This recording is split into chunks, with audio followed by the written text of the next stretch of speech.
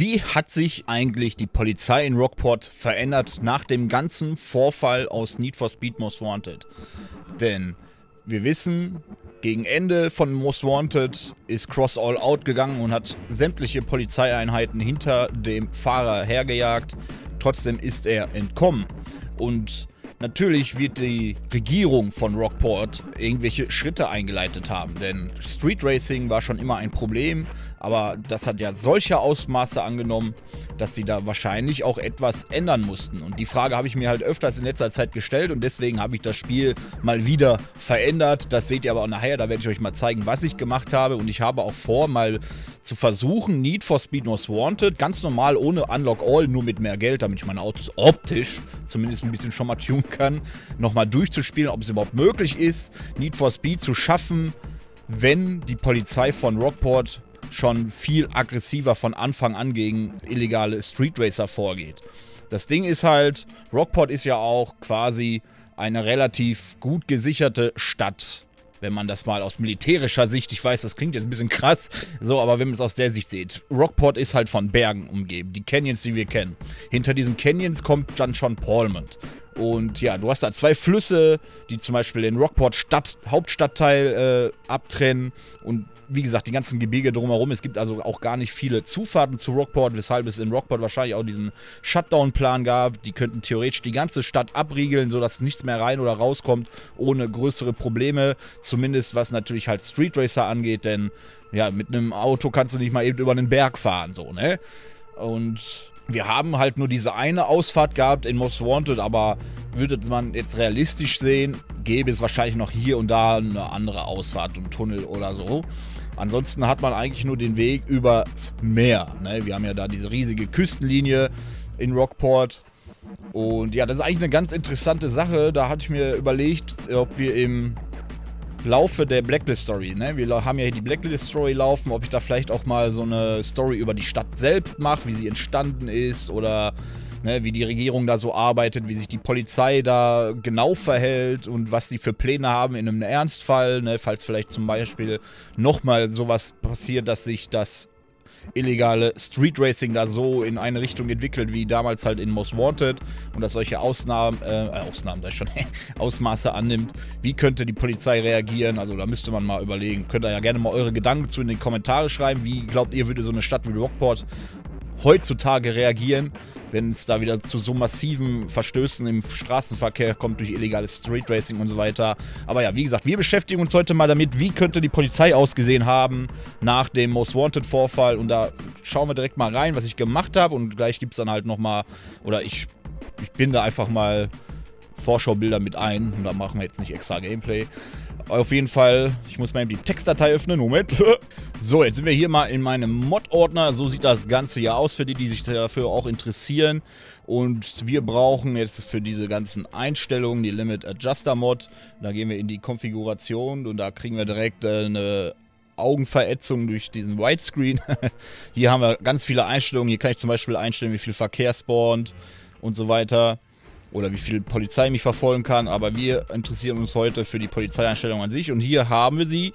Hier haben wir Heat Level 1, 2, 3, 4, 5 und das geht bis 10. So, ich habe aber jetzt zum Beispiel nur für dieses Video, für diese Idee, wie sich die Polizei entwickelt haben könnte, die ersten 5 beachtet, wie es im Original war. Und zwar verfolgen uns in Stufe 1 schon Cop-GTOs und SUVs. Also die Polizei geht von Anfang an ein bisschen strenger an die Sache ran. Und in Lead Level 2 haben wir Cop Midsize, das sind die Standard-Polizeiwagen, dann die Undercover-Version von dem Standardwagen und GTOs, die SUVs fallen da erstmal wieder weg. In Stufe 3 haben wir schon GTOs, GTO Undercover-Wagen, dann nochmal die Standard-Undercover-Wagen und wieder SUVs, also schon 4 Einheiten, die uns das Leben schwer machen. Auf Stufe 4 haben wir dann wieder GTO Ghost, Standard-Polizeiwagen, Cop GTO, ne, der Stufe 3 Wagen, dann wieder den Undercover-Wagen von Stufe 1 quasi, ne, der auf Stufe 2 kommt und schon eine Corvette. Corp Sport Henge ist hier die weiße Corvette, die wir von Stufe 5 kennen. Die kommt halt auch schon auf Stufe 4 und auf Stufe 5 eskalieren sie halt schon komplett. Corp Sport Henge, ne, ist quasi auch, wie gesagt, die Corvette wieder, dann der Undercover GTO, der Standard-Polizeiwagen, der normale GTO, dann der Undercover Standard-Polizeiwagen und nochmal ein SUV. plus Rhinos, die dir entgegenkommen. Und das ist dann halt schon so eine relativ extreme Nummer. Jetzt fragt man sich vielleicht, kommt da gar kein Hubschrauber? Ja, normal würde ich da noch einen Hubschrauber hinzupacken, aber ich habe festgestellt, die Memory vom Spiel selbst eskaliert extrem, wenn da noch ein Hubschrauber dabei ist und neigt viel öfters dazu abzustürzen. Um also einen flüssigen, vernünftigen Spielflow zu gewährleisten, musste ich den Hubschrauber leider rausnehmen. Aber ich werde schauen, dass ich den irgendwann mal irgendwie doch wieder mit einbinden kann. Und dann haben wir noch Stufe 6, da haben wir ganze 7 Wagen. Da kommt halt noch der Standard-Undercover-Wagen dazu, ne, von der Corvette. Und ja, Cross ist allgemein, das ist eine ganz andere Einstellung. Der kann halt immer random auftauchen ab Stufe 5. Ja, und damit haben wir quasi extrem starke Polizei. Schon. Und ja, ich habe mir halt die Frage gestellt, ist es möglich, das so durchzuspielen? Ich stelle es mir ziemlich schwer vor. Bubble wieder mal, man kennt's. Ich stelle es mir halt... Alter, ich habe so einen Hänger gerade in der Brainzelle hier, ne? Also ich stelle es mir halt wirklich schwer vor, weil du am Anfang halt ein langsames Auto hast, aber die Polizei schon eskaliert. Und es ist ja nicht so, dass mich nur 2, 3 Autos verfolgen. Ich habe es ja so eingestellt, dass immer 8 Autos am Start sind, Minimum. Also sobald du einen zerstörst, spawnt ganz schnell wieder einer nach, dass du fast immer 8 Autos mindestens hinter dir hast. Ich könnte es noch ein bisschen höher einstellen, aber wie gesagt, ich bin dabei, das so zu optimieren quasi, dass das Spiel halt auch läuft, ohne ständig abzustürzen, weil je mehr Autos du spawnst, ist klar, je mehr Speicher wird verbraucht durch das Rendern der ganzen Fahrzeuge und so weiter und dann stürzt das Spiel halt immer wieder ab und ja, das macht halt auch keine Laune. Ja, und so sieht das Ganze jetzt im Spiel aus. Hier haben wir Stufe 1, da haben wir natürlich den SUV und den Cop GTO gut zu sehen. Dann haben wir Stufe 2 hier, genau, da haben wir dann schon den GTO, den Midsize-Wagen, also den Stufe 1-Wagen und den Stufe 2-Wagen, der uns jagt. Auf Stufe 3 knallt das dann schon mehr, da haben wir auch den GTO, wie wir hier sehen, dann die Undercover-Version davon, den Undercover aus Stufe 2 und den SUV am Arsch. Da knallt es also auch schon wieder ein bisschen mehr. Dann sind wir hier auf Stufe 4. Da haben wir im Grunde schon alle Autos aus Stufe 1 bis 5 hinter uns. Ne? Standard-Polizeiwagen, Undercover-Version, Standard-GTO plus Undercover-Version und die Corvette sieht man hier auch noch im Hintergrund. Also wir haben da schon eigentlich alles am Start, was das Base-Game soweit geboten hat. Und das macht die ganze Sache natürlich ziemlich wild. Dann haben wir hier Stufe 5, da sind ebenfalls alle Autos der ersten 5 Stufen dabei, plus halt noch der SUV, der dann auch richtig jagt. Und ja, zwischendurch kommen halt auch noch Rhinos entgegen. Dann haben wir natürlich noch die Straßensperren, die vermehrt auftreten mit Nagelbändern und so weiter. Also schon richtig was am Kochen. Und dann wäre da natürlich noch Stufe 6. Die habe ich jetzt im Nachhinein doch noch aktiviert und da kommen dann noch die Undercover-Corvettes dazu.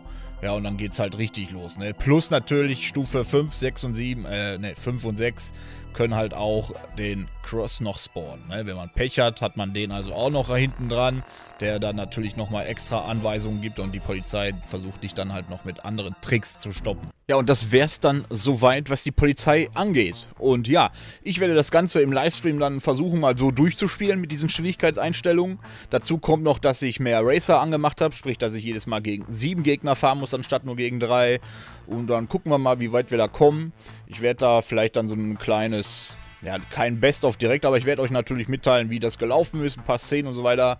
Ich denke halt, aber kein normales Gameplay, weil ich werde es wohl mit Musik spielen, weil Most Wanted, da muss man halt auch mal den Original-Soundtrack sich reinziehen. Und da ich jetzt noch nicht so groß bin auf Twitch und so, macht das nicht so viel, wenn ich da die Musik, die Originalmusik laufen lasse. Die wird am Ende eh stumm geschaltet. Nur, damit ihr schon mal Bescheid wisst, schaut gerne auf Twitch rein. Vielleicht erwischt er mich ja dabei, wie ich da gerade an Most Wanted sitze. Und dann war es das wieder für dieses Video. Wir sehen uns im nächsten Video. Wie gesagt, wenn ihr mal so eine Rockport-Story neben den Blacklist-Fahrer-Stories haben wollt, auch gerne eure Gedanken dazu in die Kommentare. Und dann bedanke ich mich wieder mal fürs Zuschauen. Lasst gerne ein Like da, um den Kanal zu unterstützen. Und abonniert, wenn ihr es noch nicht getan habt. Und dann würde ich sagen, tschüss, ciao, tschüss und auf Wiedersehen.